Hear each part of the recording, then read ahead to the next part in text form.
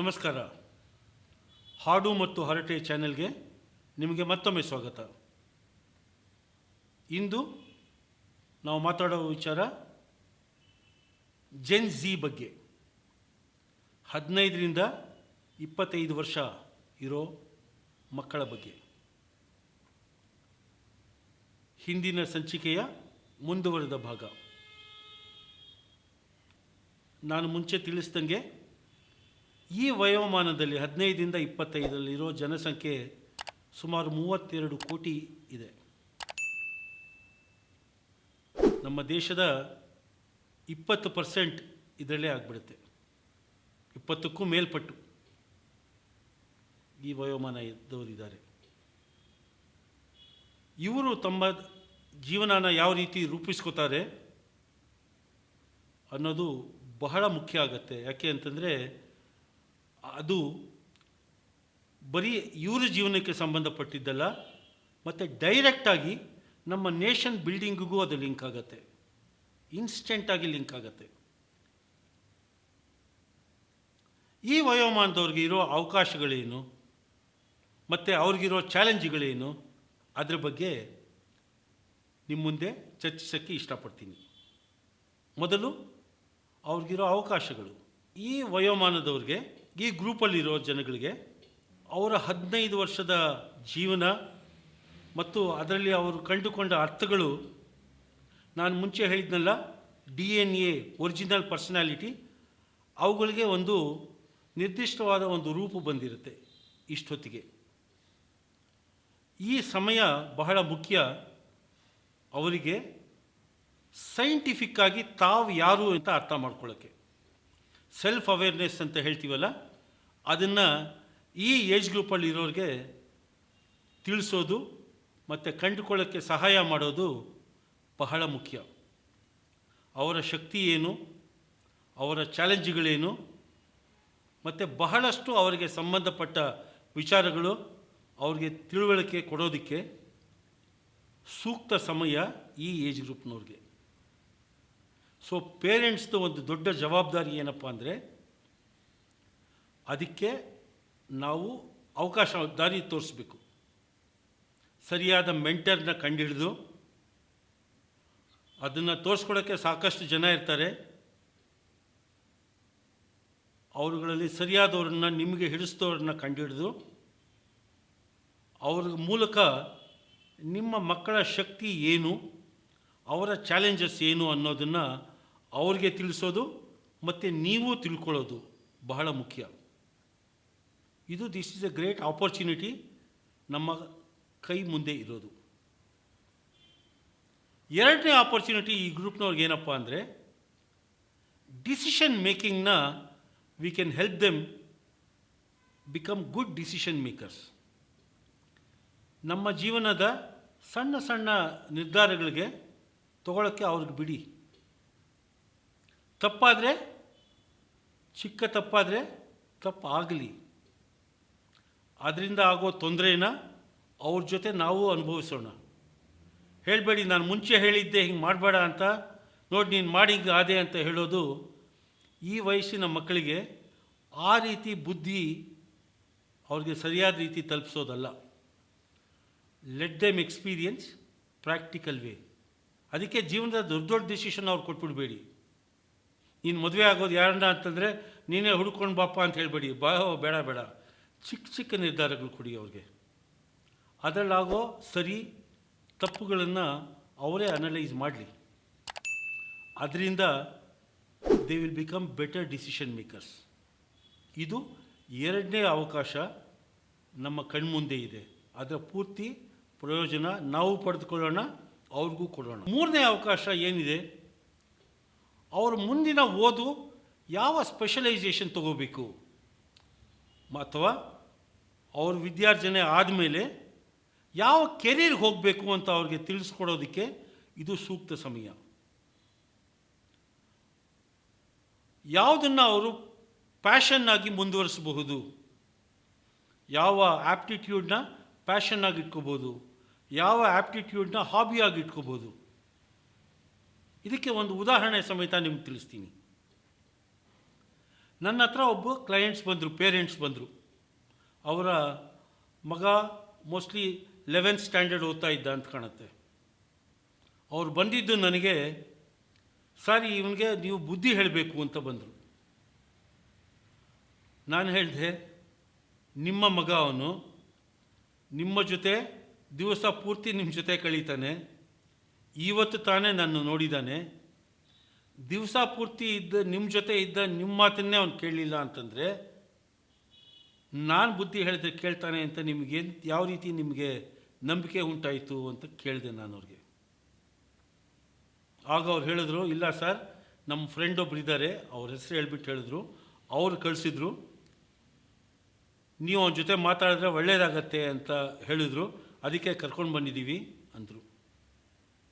ನಾನು ಹೇಳಿದೆ, ಈ ಕೆಲಸ ಬೇಕಾದ್ರೆ ನಾನು ಮಾಡಬಲ್ಲೆ, ಬುದ್ಧಿ ಹೇಳೋದು ನನ್ನ ಕೈಲಾಗಲ್ಲ, ಆದರೆ ಆತನಿಗೆ ನಾನು ತಿಳಿ ಹೇಳಬಲ್ಲೆ, ಪ್ಲಸ್ ಆತನ ಮೂಲಕ ನಿಮಗೂ ತಿಳಿ ಹೇಳಬಲ್ಲೆ, ಏನೇನು ಮಾಡಬಹುದು ಈತ ಅಂದ್ಬಿಟ್ಟು ಅನ್ನೋದು ಅಂತ ಕೊಟ್ಟೆ. ವೃತ್ತಿಯಲ್ಲಿ ನಾನೊಬ್ಬ ಸೈಕೋಮೆಟ್ರಿಕ್ ಅಸೆಸರ್ ಮತ್ತು ಮೆಂಟರ್.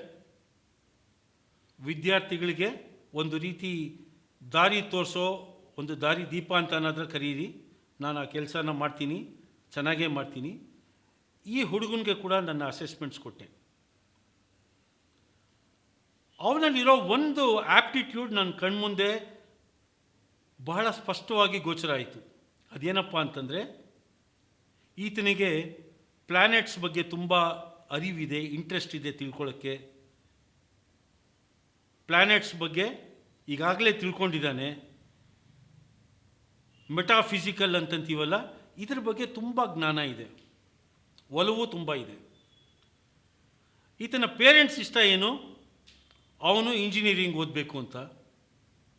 ಈತನ ಇಷ್ಟ ಏನು, ಇವನು ಕಾಮರ್ಸ್ ಮಾಡಬೇಕು ಅಂತ. ಇವ್ರು ಬಿಡ್ತಾ ಮಾತಾಡಿದಾಗ ನನಗೆ ಕಂಡು ಬಂದ ಸತ್ಯ ಅದು. ಅಪ್ಪ ಅಮ್ಮ ಹೇಳ್ತಾರೆ ಇಂಜಿನಿಯರಿಂಗ್ ಓದಲಿ, ಮಗ ಹೇಳ್ತಾನೆ ನಾನು ಕಾಮರ್ಸ್ ಮಾಡ್ತೀನಿ.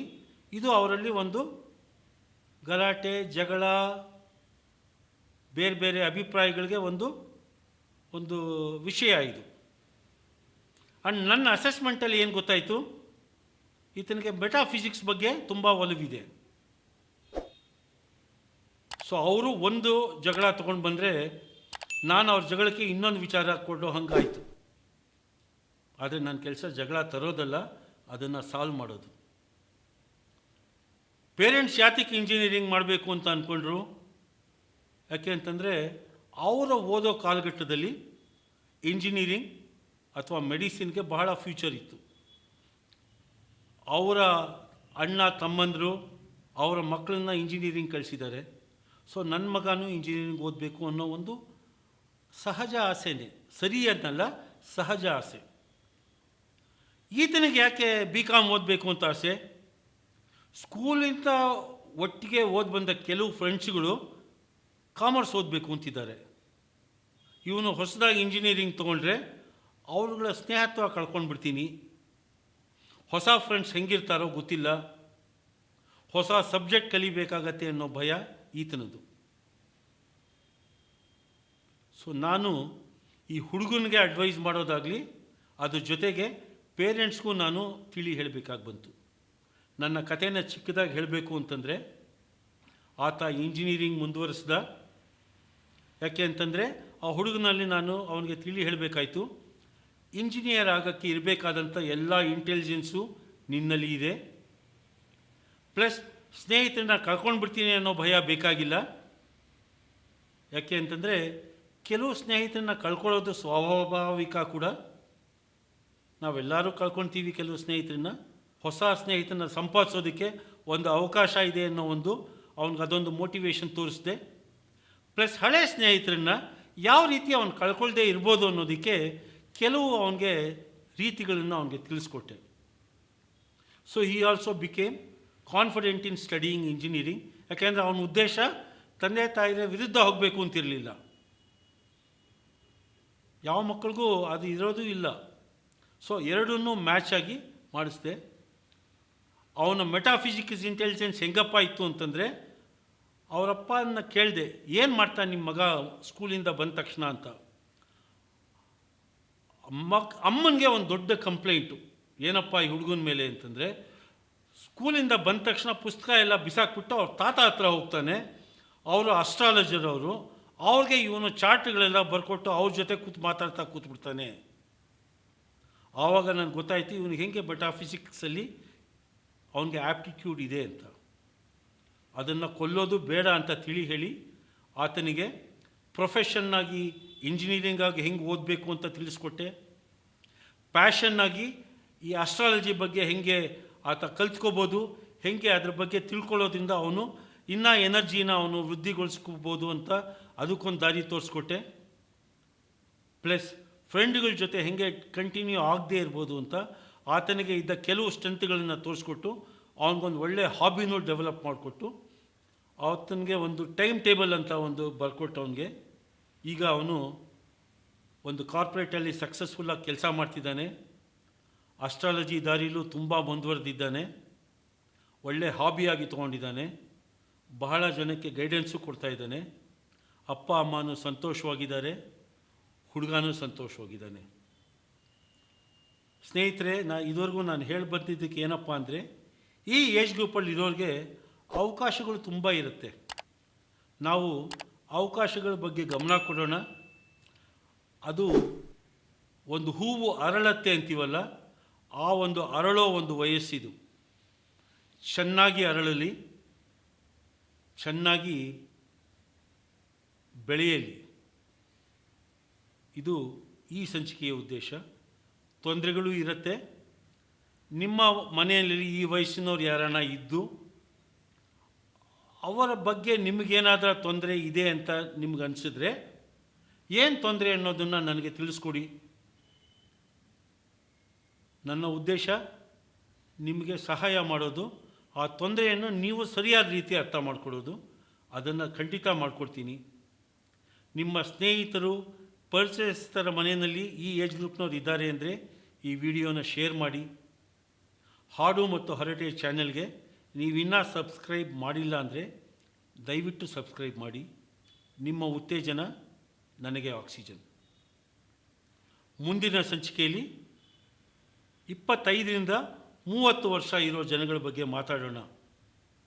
ಈ ಒಂದು ಸೀರಿಯಲ್ ಉದ್ದೇಶನೇ ನಾವು ಜವಾಬ್ದಾರಿಯುತ ನಾಗರಿಕರಾಗಿ ನಮ್ಮ ಜೊತೆ ಇರುವ ನಾಗರಿಕರಿಗೆ ನಾವು ಯಾವ ರೀತಿ ಸಹಾಯ ಮಾಡ್ಬೋದು.